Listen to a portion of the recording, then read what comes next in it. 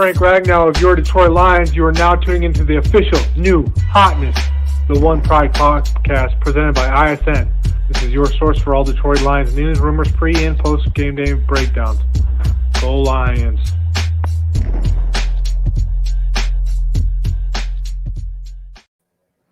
And what is going on, YouTube? This is your host, Mr. MicroMike, and today we got a great show for you tonight, the One Pride podcast. A lot of news, a lot of rumors, a lot of stuff going around involving our beloved Detroit Lions. And let me introduce some of the panelists today. We got the man who just beat Corona. His name is the Dern. What's going on, Dern?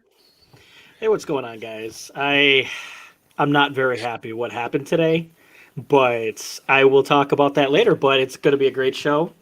I'm glad I could show my face once again. All that stuff is over. I'm feeling great, so let's go. Woo! And it's always show your face because that face is shiny, especially your head, and we appreciate that for sure. Wax on, wax off. The one and the only man who makes onions cry, Travis Troxel of Troxel Sports Talk. And folks, he's got his Lions gear back on. What is going on? And finally, the Lions have won a game. And that's facts on facts on facts crime. Right now, I see that there's 14 in the building. We got in here Vash Starwin, Vorticity Chasing, Andrew Lunsford. We got TA A Noble Sports. Make sure you subscribe to his channel. The Dern, MVP Frog Crop. We love you, Frog Crop. And Dr. Detroit, a member as well, and great MVP. Welcome to the chat. And I'm sure people will start slowly coming in and we will shout you out. But let's just get right into the news, Trox. Guess who was just released? Mr. Ty freaking Johnson. What do you think about this, Trox? I'm surprised he lasted this long. I mean, the guy doesn't have no vision. We got to have a running back that has some vision. I mean, he got the speed, but he ain't got no vision. What are you doing as a running back? You got to see the holes open, and when you see it open, you got to go and attack it at full speed. Yeah, well, that's what it takes. You got to be able to have vision. It doesn't matter how fast you are. You could be a train, but if you run into a mountain, you're going to be not going anywhere. The Dern, what do you think about this idea of releasing Ty Johnson for Jalen Curse will now be entering the lineup? I'm not happy about it. The dude has a lot of talent. He's fast. I mean, what was the point in keeping him on the roster this long then? There was no point. I mean, for all the people that complained when Huntley got released, you should be upset at this at the same time because they're pretty much the same player. Mm-hmm. I mean, it mind boggles me on how this happened. You have Killebrew still on the team. You still have Obushi still on the team, but you chose to get rid of the guy that's actually talented? That makes no sense to me. I'm not happy about it. First, guys, if you have not liked, share, or subscribed, make sure you do that. Smash the like button, smash and Hulk bust it. Share it if you can, and subscribe to all the members on the panel. Their information is in the description. When it comes to Ty Johnson, I kind of knew this was going to happen. We haven't even seen him on the field. He's done absolutely nothing. When it comes to the running back room, we are freaking crowded. We are extremely crowded back there. We're barely seeing DeAndre Swift on the field in the backfield. When we draft this guy in the second round, and we're talking about Ty Johnson, who last year we drafted the 6th round, who's not made an impact last year, hasn't even seen the field this year. So I totally get it, Troxel Sports. And what do you think about Curse jumping in the lineup, though, after his suspension? I think it's going to help, especially on the special teams unit. He's more of a special teams guy. So having that hard hitting safety with Miles Killebrew as like two gunners on that special teams unit is going to help. It might actually cause some fumbles so where we can get some possessions. The best thing to do on special teams is getting extra possessions for your offense. Mm-hmm. That limits possessions for the opposing offenses. When you limit, say, a Patrick Mahomes or a Lamar Jackson or a Tom Brady or even a Aaron Rodgers, you need those possessions. You need to keep those guys off the field, because if they're off the field, they can't hurt you. So getting extra possessions is going to help the Detroit Lions try to win games, because it's giving your offenses more possessions. Clayton's Awesome Videos, welcome to the chat. Smiles Place, welcome. FBA Scammer. Antoine, is you high? I am not.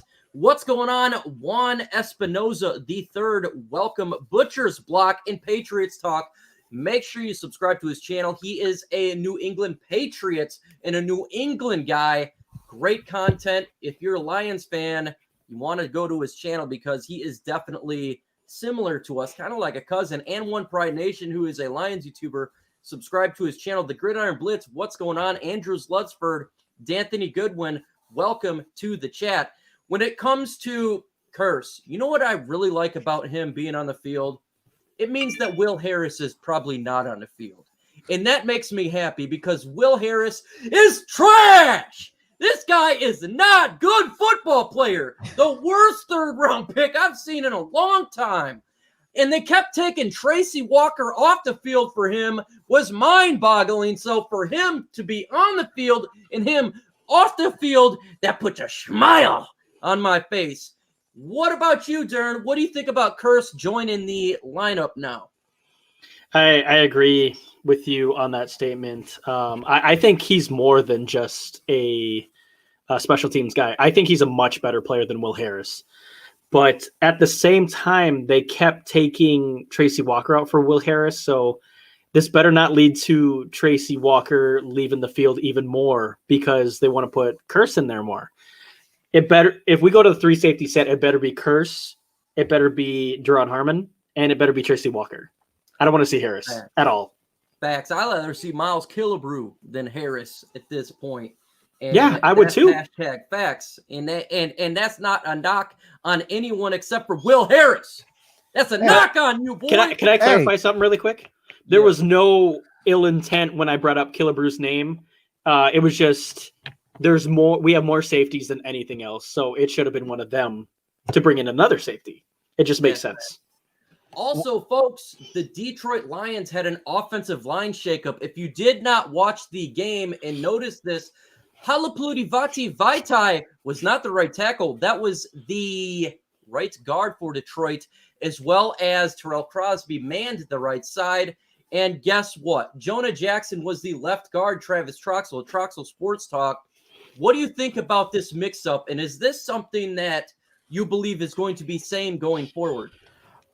For this season, absolutely. Because I think they are trying to give some time for Logan Stenberg to develop properly. And then it's going to be Jonah Jackson and Stenberg in the middle next to Frank Ragnow. And then if you want, you can put Vaitai back at the right tackle and obviously Taylor Decker at the left. Okay. Now, what do you think about this, Dern? Because you're definitely high on Vati Vaitai. I assumed he was going to be the right tackle. What do you think about this? I really like what they're doing with this line. Crosby's playing well. Keep him there. He's hot right now. So why would you take out a player that's playing really well? And you're not paying him that much to play that well. And you're paying a lot to Vaitai, so you might as well put him in at guard. They're putting the best lineman in that we have. And that's not Ibushi. That's not Wiggins. So, right. It's unfortunate. It's unfortunate. It's hurt. And I hate that everyone was so down on Vaitai for that one game. His foot still hurts. You could tell when he was stretching his foot out a couple of plays. And I really like him there, actually. He's a really good run blocker. D'Anthony Goodwin, welcome. Dr. Detroit, I think I already shot you out. The General View, also known as JGB. Detroit B, if I have not shouted you out, let me know. It's just because I have not seen it. But what do I like about this offensive line? It is so flexible. If you have an injury to guard, guess what? You got Vati, you got Stenberg, you got Tabushi. They all, you could play it. When it comes to tackle, you got Terrell Crosby. If Decker gets hurt, just throw him on the left side, throw Vati on the right side. It's very universal. It's very flexible. And that is very important when it comes to our team because the offensive line is one of the, if not the most important groups on a NFL team. If your offensive line is good, generally you can run the football and the quarterback stays upright.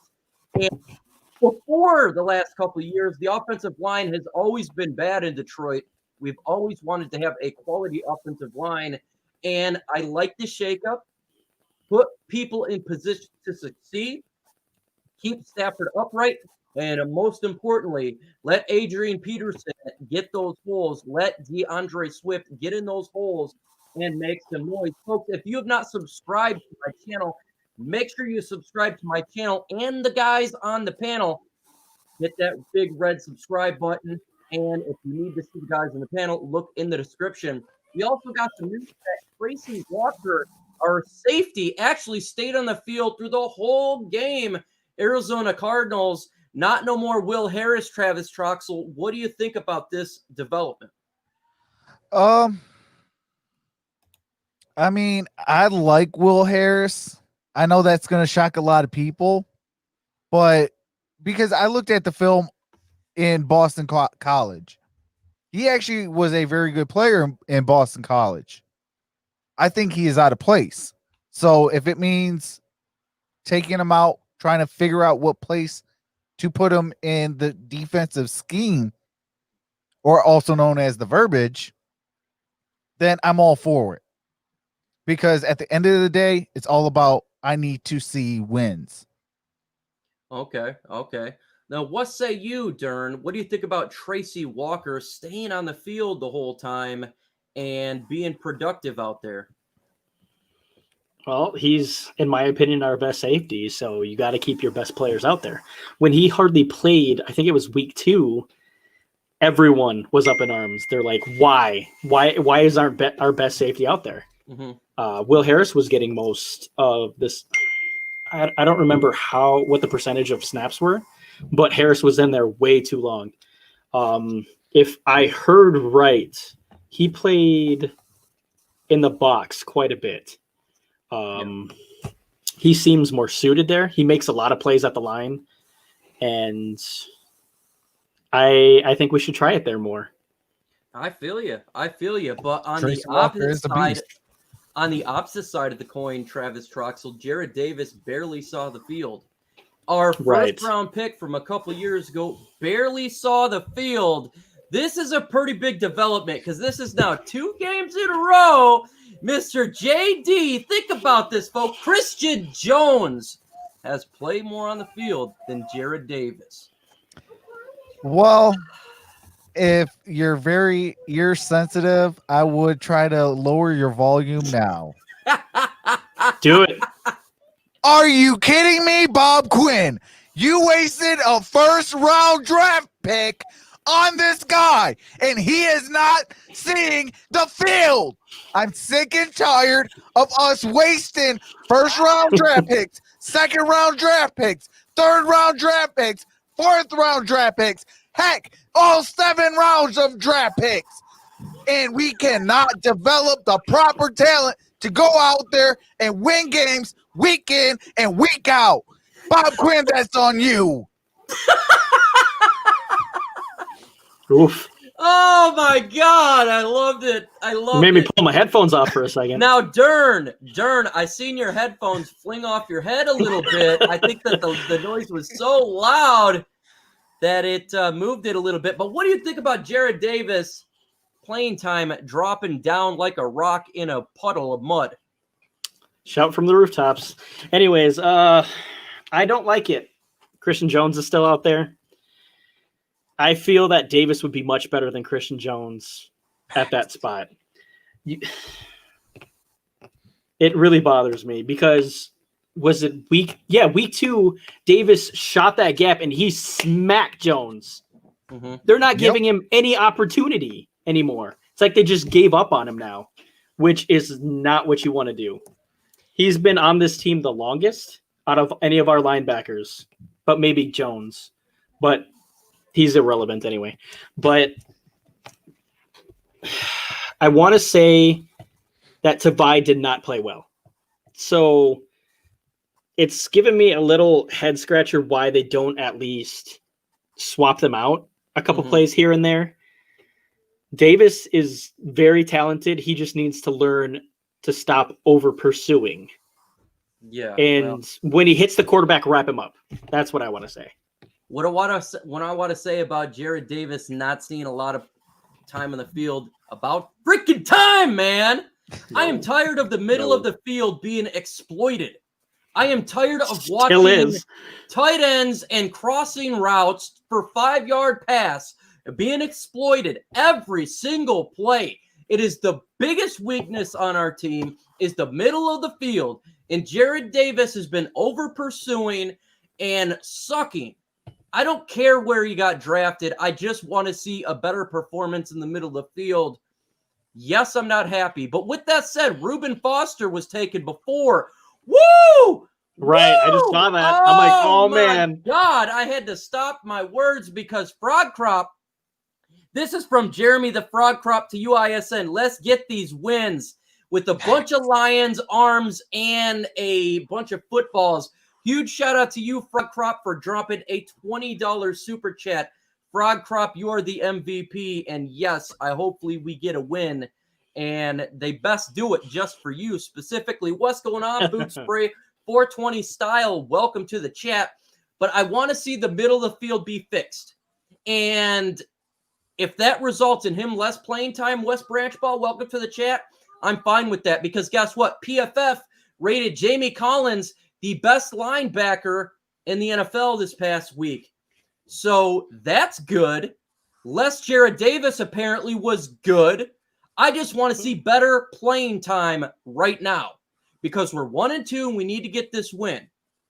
So if he's not on the field and that helps, you got to do it, Trox. What do you think about Jamie Collins being the PFF's rated number 1 linebacker?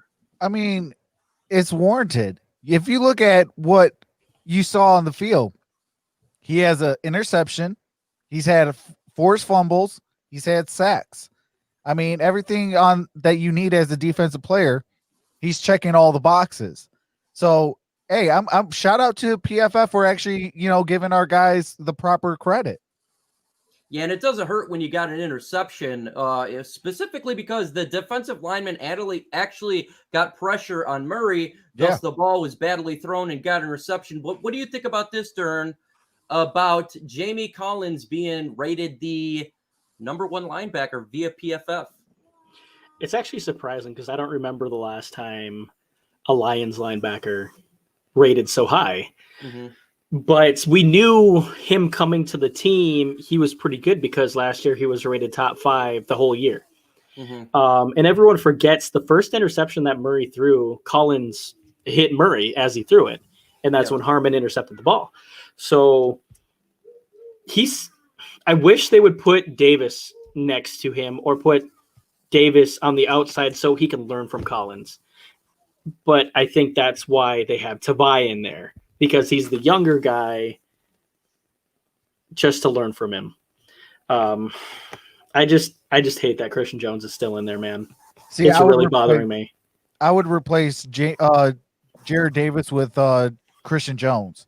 Yeah, both opposite of Jamie Collins, and you put Tavai in the middle and try to run a 4-3. I want to see a 4-3. They seen more 4-3 last week, and we're going to talk about that in a little bit. Last chance. Welcome to the chat, folks. We have 40 in the chat, 17 likes. Make sure you smash that like button. Why? Because it helps bring the content out via YouTube algorithm. The more likes you get, the more chances other people can see this. And guess what? I am just one guy with my fellows trying to take on the legacy media. And we're also going to talk about here, because I wasn't actually going to talk about this, but Jack Fox. He is the special teams player of the month, Trox. What about Jack Fox here? Let's get a huge shout out to Jack. Hey, I'll give him one of these because Jack Fox, man, hey. Yes. Well deserved. He has been putting the living daylights out of that ball. giving the Detroit Lions great field position because it puts the opposing offenses in bad position. And I love that. That is winning football. That is fact. And so having him rated the number 1 punter in the league, hey, shout out Jack Fox. Keep doing your thing all season long, brother. Dern, what was one impression that you took from the Lions win over the Arizona Cardinals? That they were willing to do how do I put this? They did the right adjustments. They didn't just do man on defense. Correct. They went to zone a bunch of times. I think it was man 55% if I heard correctly, and zone 45. But that could be wrong. But another thing is they were able to run out the clock.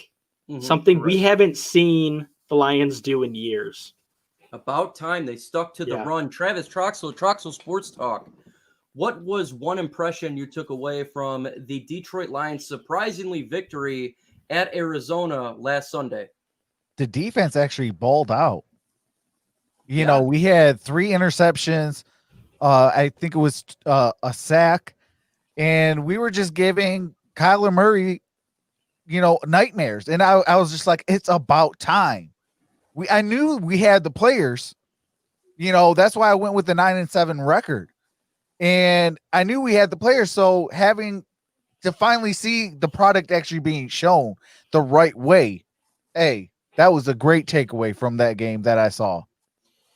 The biggest takeaway that I took away from this game is the adjustment on defense. Again, going from man coverage and switching it up to a more of a 4-3 double coverage.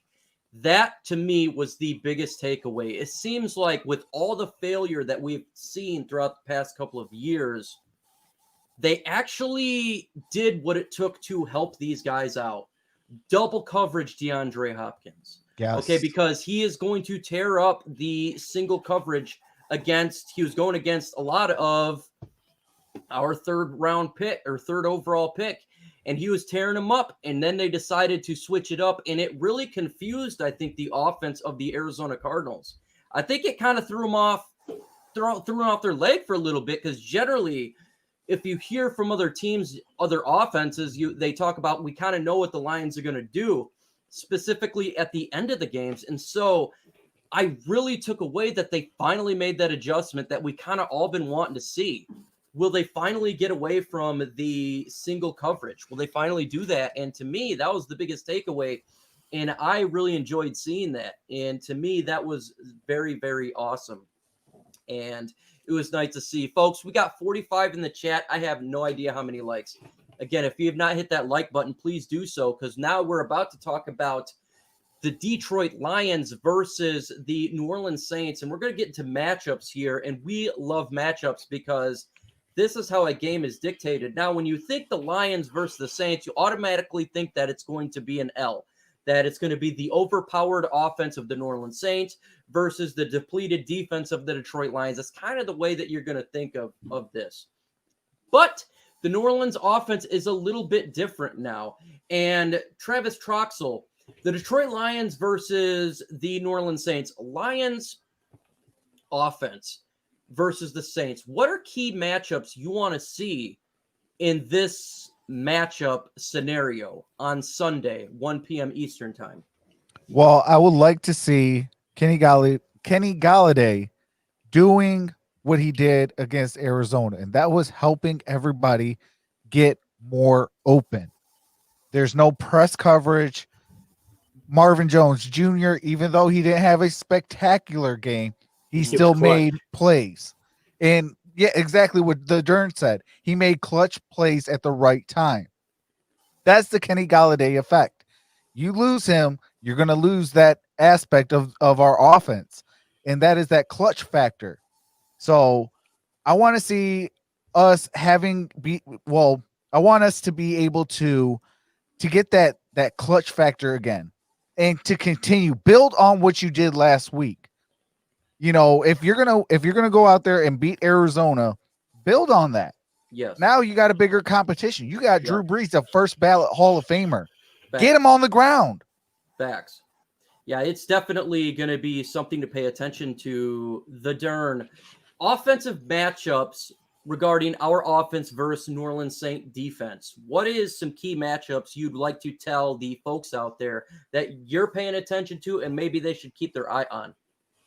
Well, the Saints are a bottom 5 team versus tight ends. They have given up a lot of yards, points, for fantasy-wise at least, to tight ends. So I expect Hawkinson to have a good game, and maybe Jesse James again. We might see another sighting.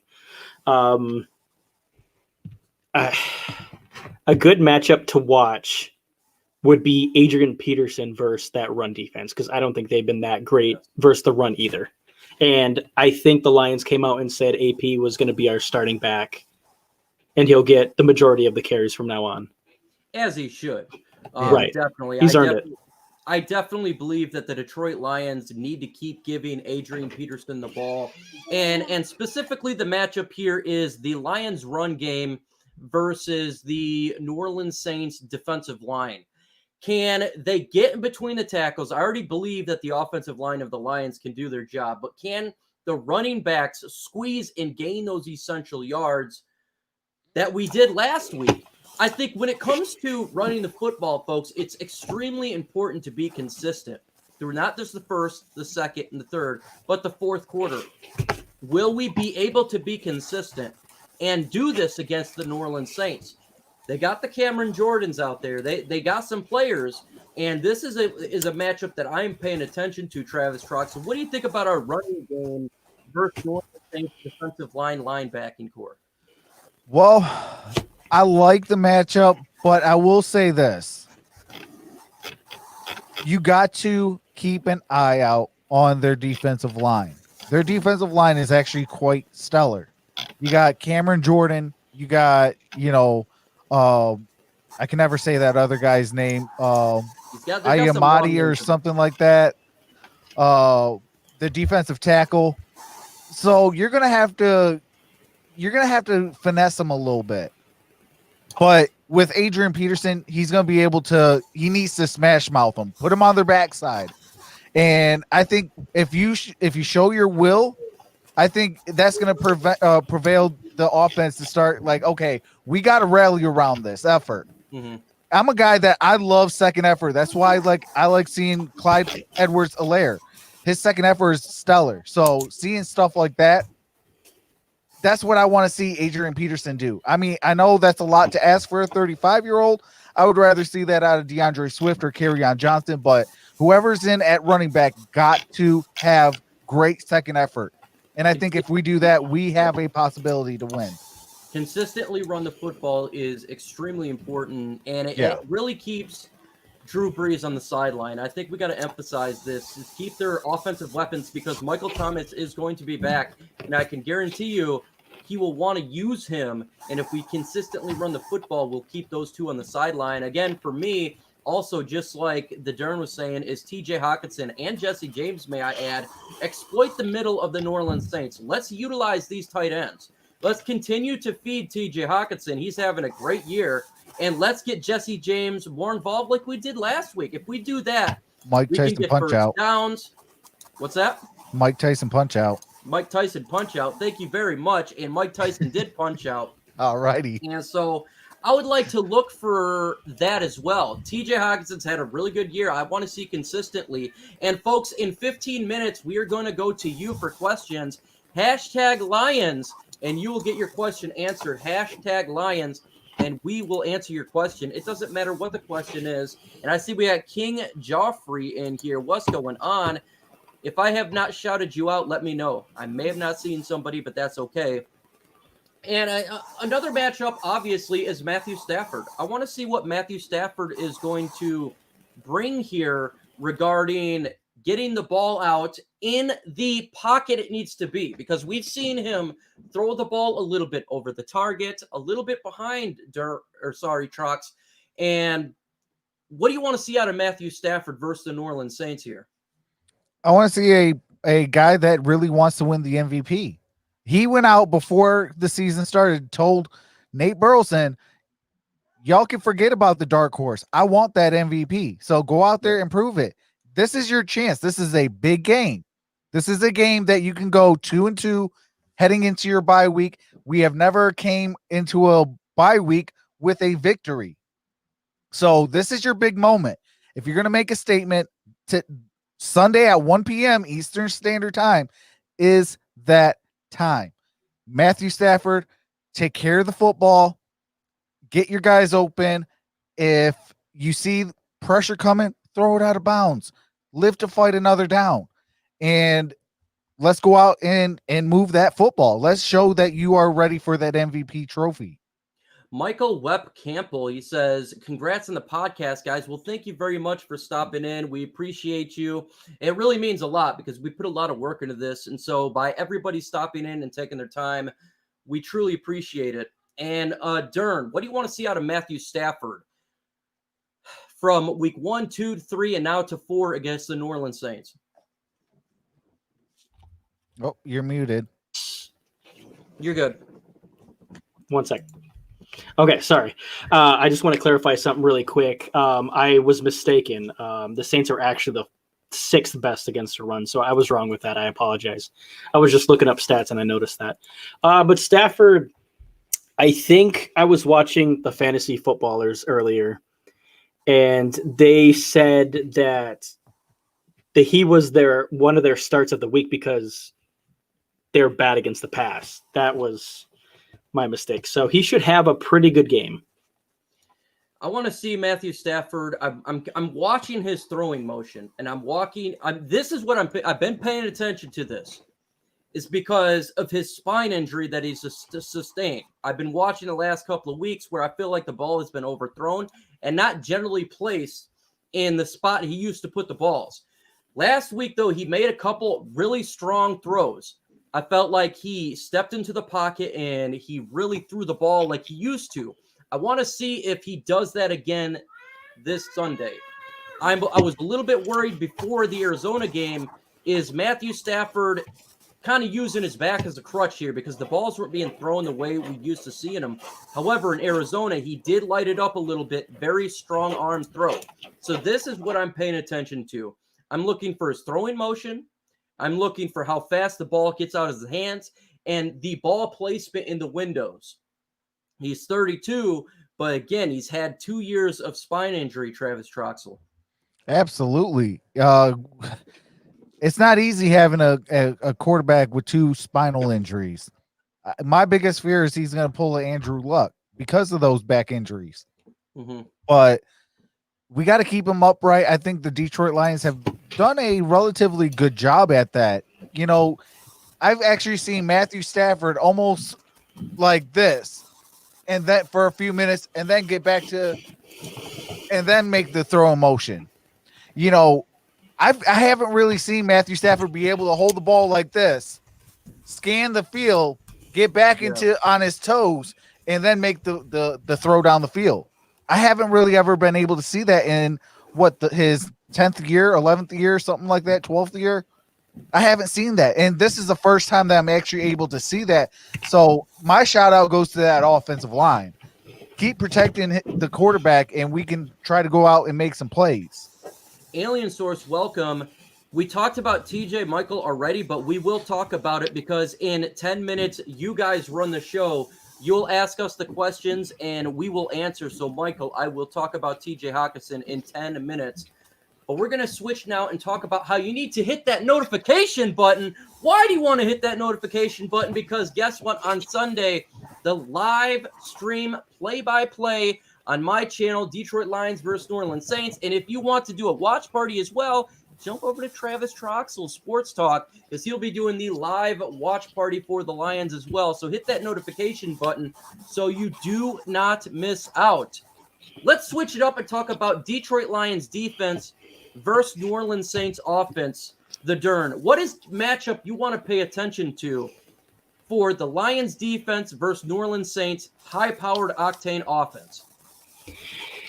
I really want to see the injury report. Is Trufant going to play? Is Michael Thomas going to play? Yeah.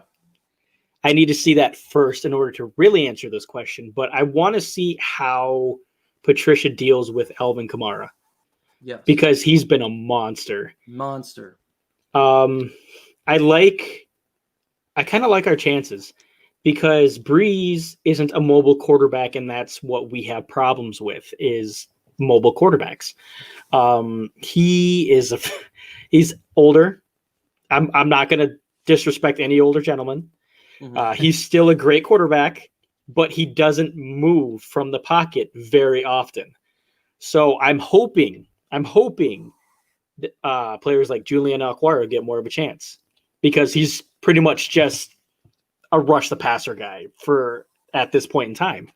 So if we can rattle him a little bit and stop Kamara, I like our chances. Travis Troxel Sports Talk.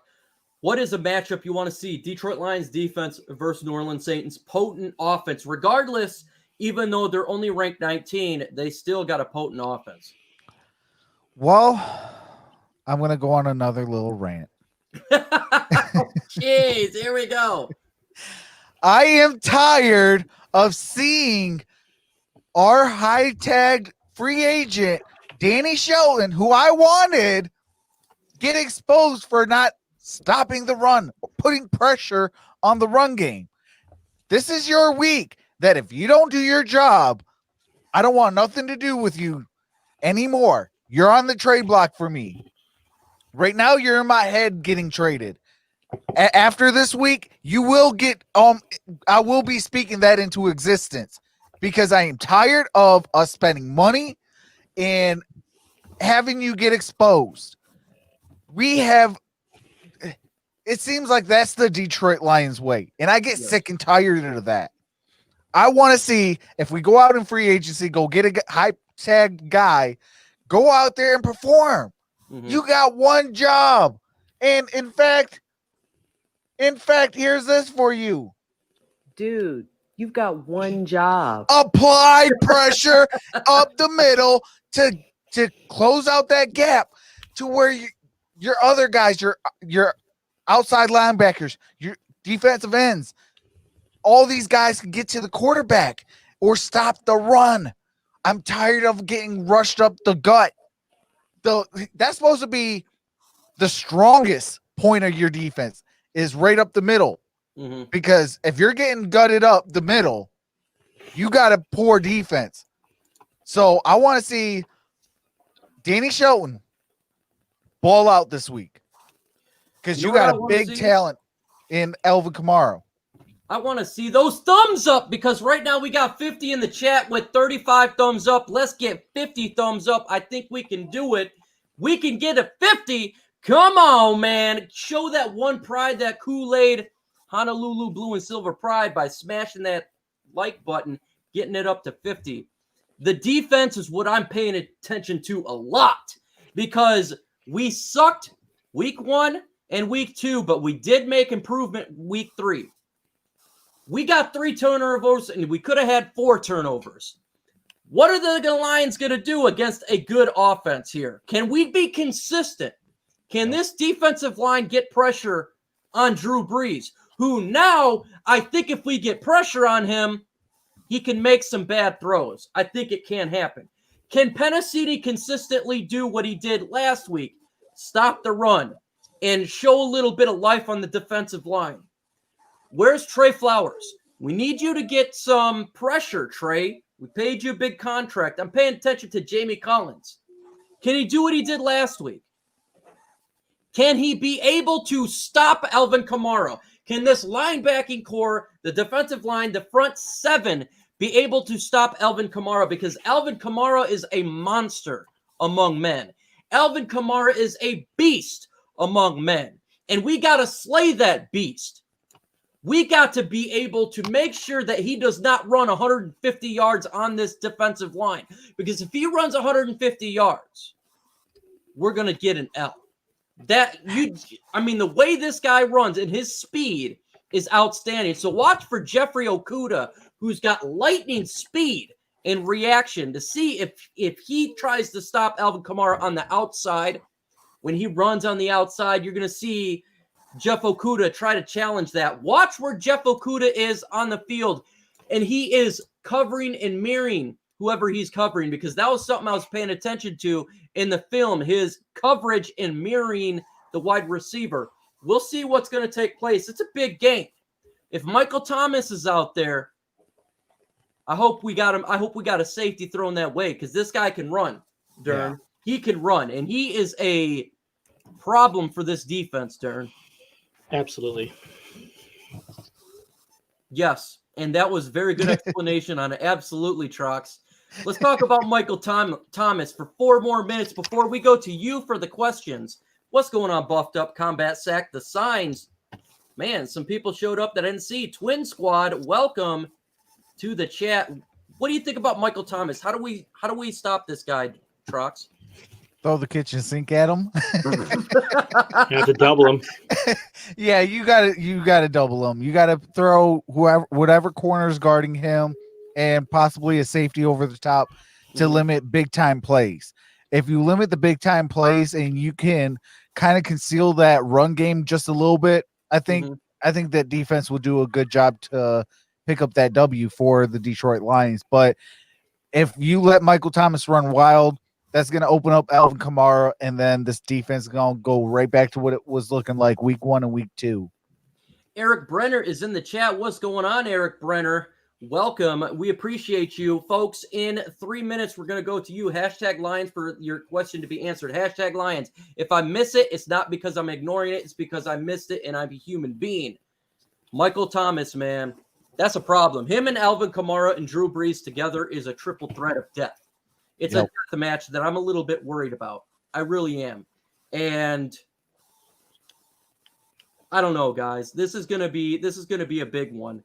But before we go to the chat, let's do predictions really quick on the game for all 3 of us. Dern, prediction: the Lions versus the New Orleans Saints Sunday. What is your prediction score? I'm gonna go 34-30 Saints. Oh, he's got the Saints winning. I do. Oh, my God, Travis Troxel. What is your prediction? In the chat, put your predictions as well. I'm curious. Well, Dern, you're literally 1 point off. I had us 35-30, and I had the Saints winning by 5. Yep. Folks in the chat, if you think the Lions are going to win, put an L. If you think the Saints are going to win, put an S. And if you think we're going to get F'd, put an F. That's always the good one, and that means that the officials have won. Lions get the win by the Gridiron Blitz. Wow. What a bold prediction. All right, let's go. Drinking more Kool-Aid than your boy, because I have the Lions losing. I think it's 37-34, New Orleans Saints. Dwayne Hogan says 34-27 Saints. Bet is over. Alien Source says L. I like the Lions' chances. Steve-O. Wow, I see it. Okay, 33 Lions, Saints 28. Nice. Hey, I can see all of these too. Yeah, I can too. I think it's going to be a pretty high-scoring game. Yeah, I think it's going to be. I think the offense, just like the Saints-Packers. The Saints just lost twice in a row.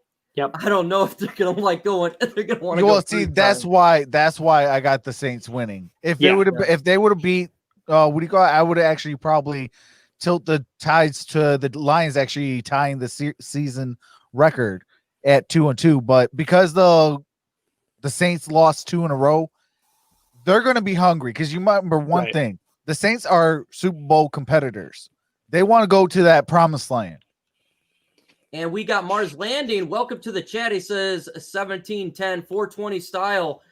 He says Saints. Michael says 33. Dwayne says for me to bet the over. Stop Alvin. Andrew Lunsford 35-21. Some good predictions going on here. Alien Source 34-30 Lions win. And yes, we could see them all. Folks, it's time for you to run the show. Hashtag Lions. If you want your question answered, hashtag Lions. And you guys run the show for the next 30 minutes. I love this segment. And I'm going to look for questions right now. I've seen people do it earlier. And so I'm going to have to refine them. And then we'll get to you guys. If you've not hit that like button, we're at 38 likes. 38 likes. And we got a chance to hit 40. So get that likes up there. Wes Branchball, I finally found a question from him. And I am going to switch my background because that looks kind of funky. So let's get a little bit better here, and we'll go to Mailbag like this. He says, #Lions, there are 2 blue moons this month, so watch the change the Lions this month. Okay. Hey, 2 blue moons. Hopefully that's the Lions' blue moons. That's the Lions' blue moons. That's the Lions' blue moons. And I think Michael wanted to talk about TJ Hawkinson. I remember him asking for that. Yeah. I think TJ Hawkinson's going to have a big game again, like he always does. I think TJ Hawkinson will probably have 65 yards and a touchdown, Travis. Ooh, nice. Hey, I was going to say about 3 or 4 catches and about 64 yards, 65 yards, somewhere in that ballpark. Hopefully he can score a touchdown. That'd be nice, but I have him I do have him scoreless, but I have other people getting more the actual touchdowns and things like that. But I would love to see Hawk get a touchdown. Okay. #Lions, get your question answered. What do you think about that, Dern? What do you think about TJ Hawkinson? What do you think he's going to do this game? I have around 6 to 8 receptions for about 80, 85 yards and a score. The Saints are awful versus tight ends. Michael says, #Lions, who has been your standout on offense and then defense? Standout's TJ Hawkinson. He's been standing out. Been standing out so far through 3 games. This guy has been open every single time. He's making plays, and he's catching the football. Last year, we've seen him make a couple dropsies, and I think that TJ Hawkinson is doing better this year already. On defense, a player who's standing out. This is the funny one, but Amani Oruwariye, he's probably been the most consistent player on defense throughout the last 3 games. Quietly good. Amani Oruwariye has been Mr. Consistent, and I think that's something that we need, Dern. Who is a player that stood out for you on offense and defense? I have 2 of them for offense, and that's both the tackles. They're playing extremely well, in my opinion, especially Crosby. And when he's a backup, he had to go against Mac the first week, and he didn't allow a sack. That's nuts for a backup to go against Mac. For defense, I really like what I see. Everyone gives Okuda a lot of grief, and I know PFF gave him a low score, but I thought he played very well, especially since he's played 2 top 5 wide receivers in the league, and he might have to do it again with Thomas. I think he's doing way better than what people are giving him credit for. Who cares about throwing someone into fire? It's throwing this man into lava. He's going straight into a volcano the way that they've been thrown into you. What about you, Travis Troxel? A player who stood out on offense, not Nick Bodden because he's on IR, and a player who stood out on defense, that's not Nick Bodden because he's on IR. Darn, I can't say my Nick Bodden anymore. But no, offensively, I'm gonna say Stafford. Matthew Stafford has actually stood out to me. Like his back, concerns me. But like I was telling you guys earlier in the show, when I can see Matthew Stafford sitting like this for at least a couple seconds, even if it's for 1/10 of a second, like seeing him flat-footed for a second, kind of scanning, getting back on his toes, and then getting back into his throwing motion, I love seeing that. So he stood out to me. And defensively, I'm going to give you 2. One was last week's standout, and that is John Pennicini. Hey, we finally got to see him. We've been all screaming, let's see what he has to offer. They threw him out there, and he actually played well. But for the season, I'm going to say it's going to be Jamie Collins. Jamie Collins has definitely stood up all season long. My dark horse, though, is a Jared Davis. He's been actually, like, when he's able to get home, he's been actually bringing that heat. Like, I'm like, okay, he needs to get home, though, and actually be on the field. Like, I don't want to see Christian Jones anymore. Throw him where Christian Jones is at. Let him go. Let him go blow up a guy in the backfield. When I seen him have that hit against the Green Bay Packers, I just absolutely lit up. I was like, yes! That's what I want to see, because everybody calls him the misguided missile. He's not looking so misguided this year. Because he's on the sideline. How can you be misguided when you're not on the field? The guy's not on the field. I think he played 8 snaps last week and he decreased the week before. Yeah, I mean, It can't be a misguided missile when the missile goes falls right over. Oh my God, man! Antonio Hightower, what's going on, man? And welcome. Oh, what's up, guys? I was having some technical difficulties. Yeah. See, just like Jared Davis has had some technical difficulties. Folks, if you want your question answered, #Lions, let's go. It's mailbag time. You rule the ship. What is a player that... What, Trox? Go ahead. Oh, I do want to say something real quick. The Gridiron Blitz says he might be dark, but he ain't no horse. Got him. Right. Got him. Oh, my gosh. Antonio Hightower, what is a player that stood out to you on defense? That is a tough one. I guess Jamie Collins, but you kind of expect him to stand out. Yeah. Okay, well, explain yourself. Why? He looked a lot better in run support. He also looked a lot better in coverage, especially on that one play, picking off the tight end. He just looked like a better player overall. And he looked like a player that we've been needing at a linebacker for a long time, because our linebacker core has often been one of the biggest reasons this defense has struggled to succeed in anything. It's been so him being there and him actually having a good game, because he didn't look that great against the Packers. He didn't look good at all against the Packers, and we only got to see one half against him against the Rams. I meant against the Bears. Some people were kind of wondering, like, well, this is going to be another situation like Cleveland, like a team picks up Jamie Collins and he just comes there and he just disappoints and he doesn't give effort. He just looks like a significantly worse player. Mm-hmm. And I'm not saying that one game reads all those fears, but what he just did in that Cardinals game, he never did in Cleveland. So we still have to see how well he does over time. But at least we know we kind of have a little bit more trust in him now to do his job a little. Mm-hmm. Frog says, what's your opinion on this COVID with some of these teams and being prolonged? That's crazy. First off, that's some crazy stuff. I heard that the Titans game got canceled and will be played at another time. Yeah. My thought is they don't have a whole lot of choice. And in all honesty, my other thought is the NFL's done a pretty good job considering that there's 1,600 players. And this is the first time this has really happened in the NFL. Travis Troxel, this is something I know you're following fairly well. Oh, yeah, I did do a video on this, and because I believe that both teams are now on a bye, what they might do is try to switch the schedule around week 7 and week 8 to where one of those weeks they can try to make that up. Mm-hmm. Because one team is on week 7 bye, I think that's the Tennessee Titans, and then week 8, the Pittsburgh Steelers are on a bye week. So I think they're going to try to switch their schedule up just a little bit and be able to play that game one of those weeks. But this is something new. We have never seen something like this, but we've never seen COVID-19 shutting down sports, forcing all these rules.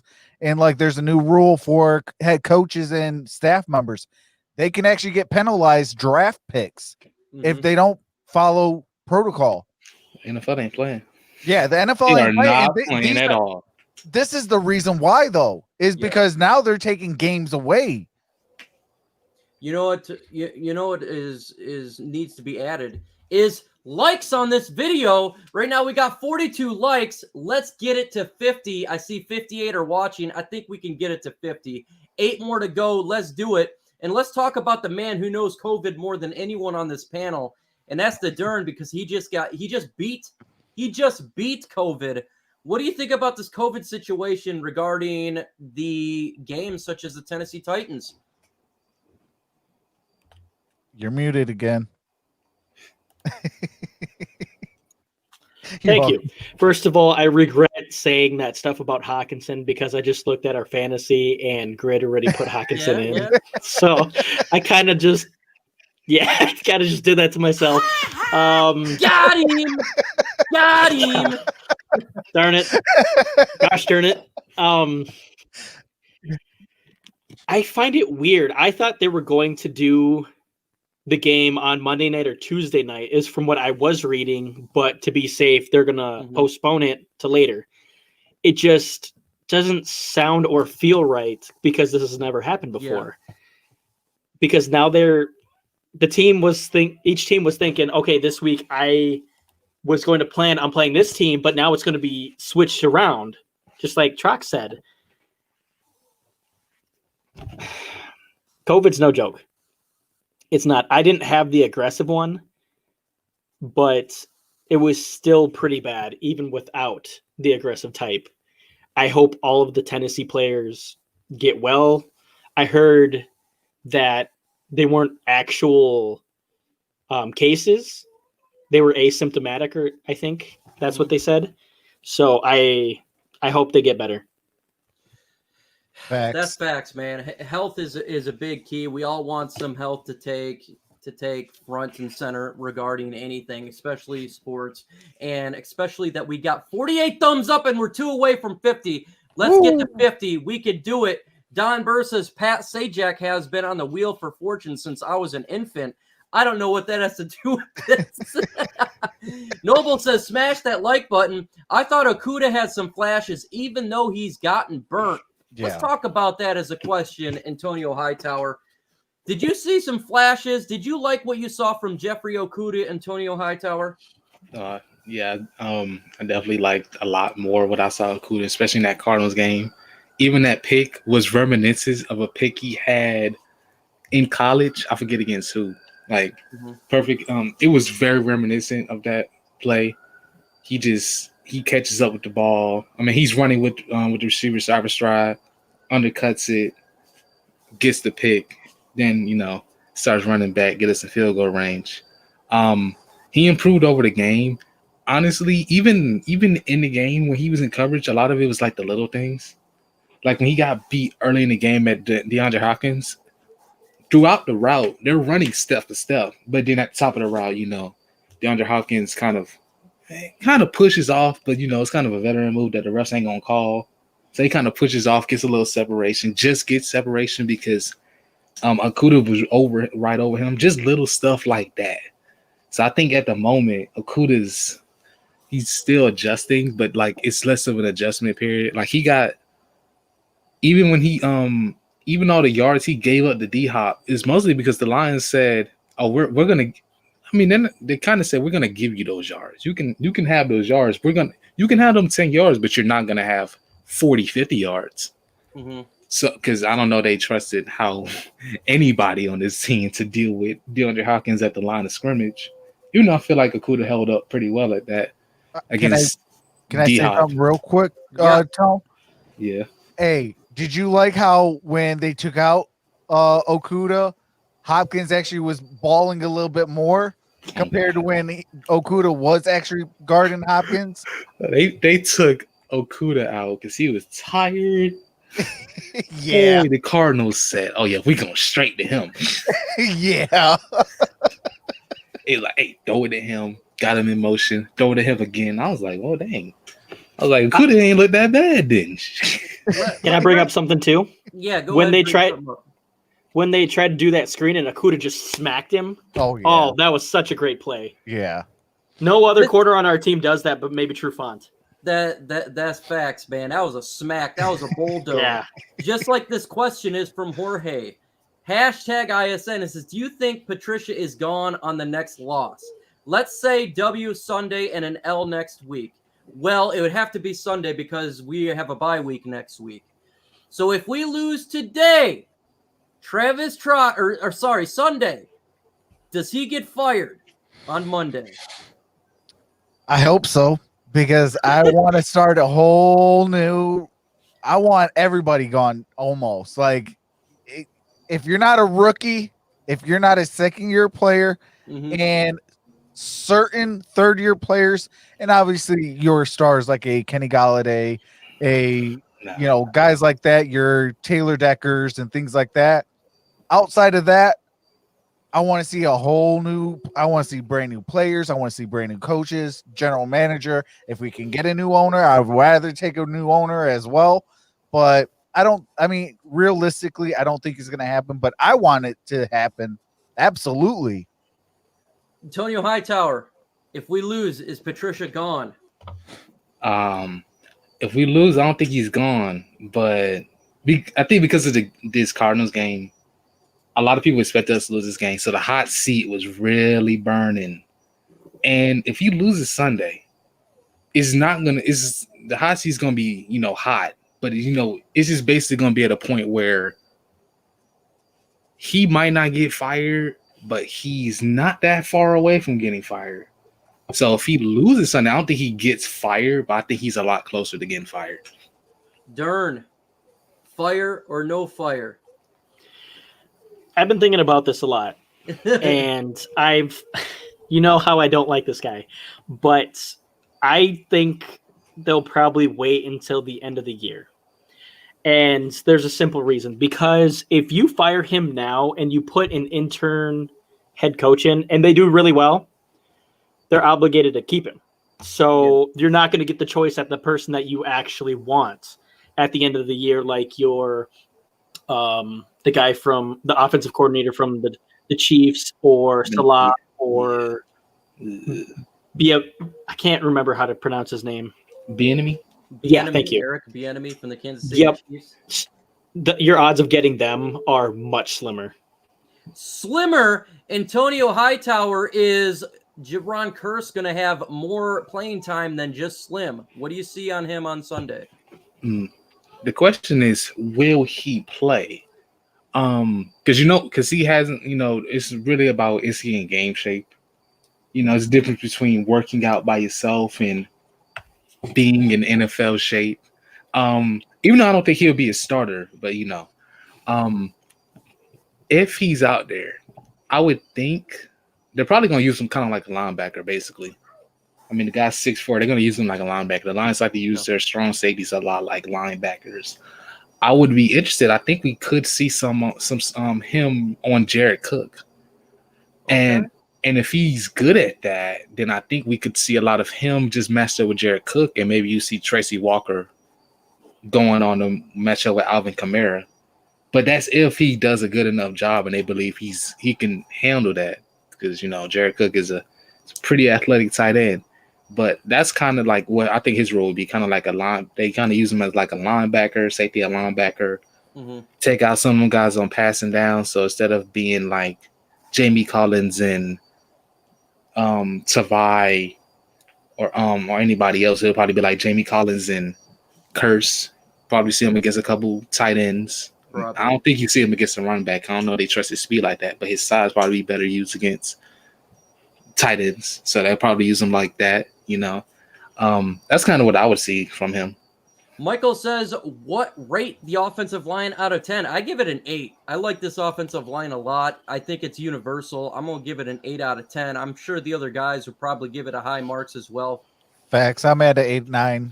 What about you, Dern? For me, 5 is an average. So okay. no, hold on. 5 is average, okay? Yeah. So the Colts would be about a 9 for me, because I think they have one of the best lines in the league. For us, I think our line is slightly above average, and they need to prove it to me a little more. I'd probably do a 6.5 or 7. Okay. Andrew Lunsford says, how do you think Seattle Seahawks will do against the Miami Dolphins on Sunday? I think they're going to win. They putting up 50.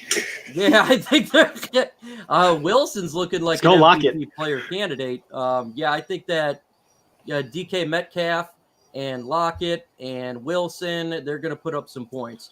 And so, yeah. Lions, regarding our running back situation, I hate the running back by committee. If you had to pick a running back to take the majority of the snaps, who would it be?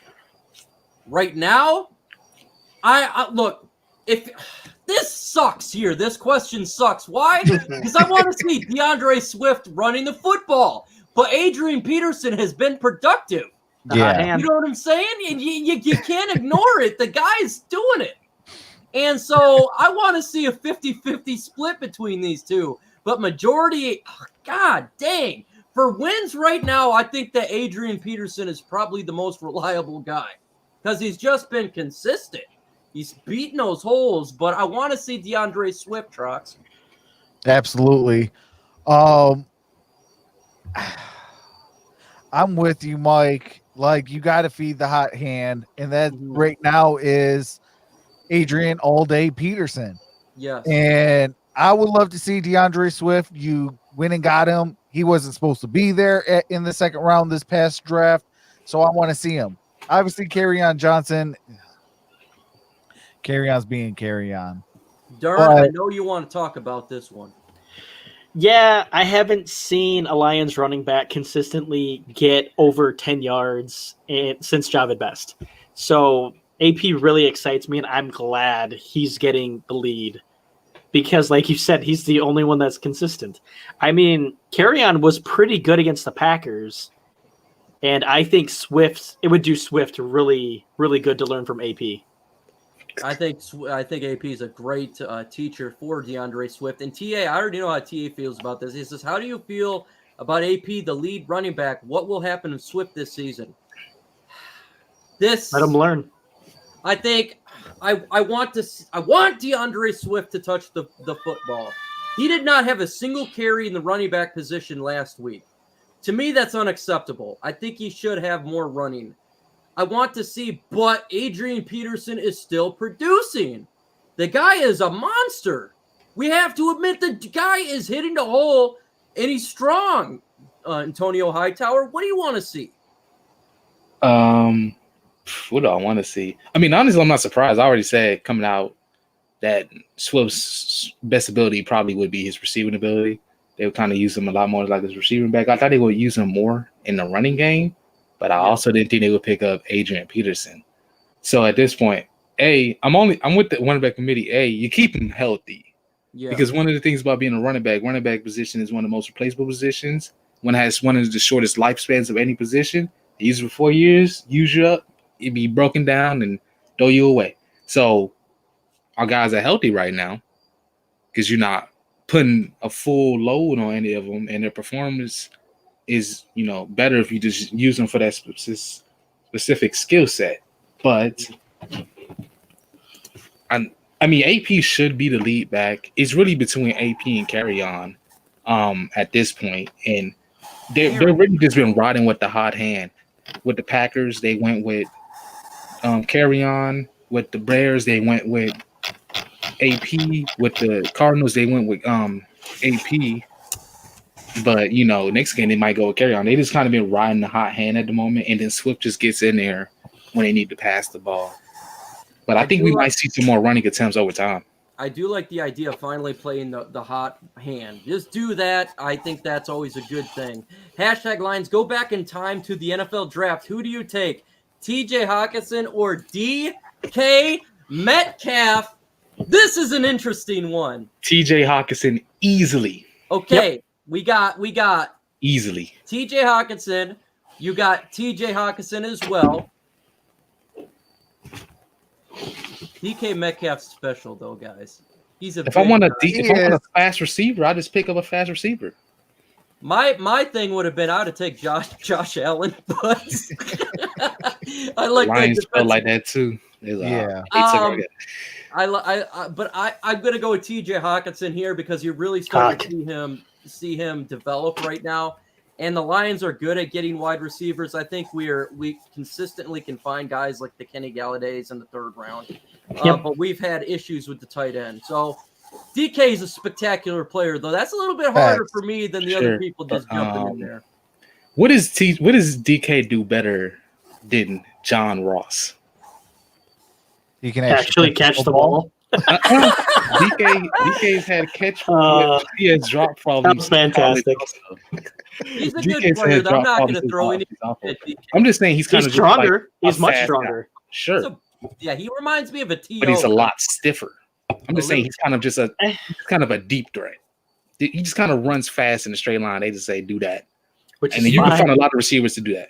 You know, I think he's on the perfect team. You know what we like Yeah, here in and he plays ISN? with the arguably second best quarterback in the NFL. You know what, like here at ESN, we like something very strong. We like strong D's, but we also like strong thumbs up. We got 71 in the chat with 54 thumbs up. Let's get those thumbs up. I think we can hit 60 with the 71 in here, folks.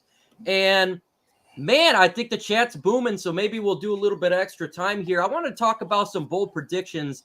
The Lions versus the New Orleans Saints. We will get to your questions, folks, but I just want to get this in here. Lions versus New Orleans Saints, Trox. What's a bold prediction for Lions versus Saints? Bold prediction for the Lions and Saints. Yeah. Lions go 2-2. That's pretty bold. Lions pulling up another W, Dern. What's a bold prediction? Is Thomas playing? Guess I need to know. I say he will play. I'm He will like he is. Yeah, he is. Okay. Well, I get to start him this week. So I think That's terrible. That's terrible.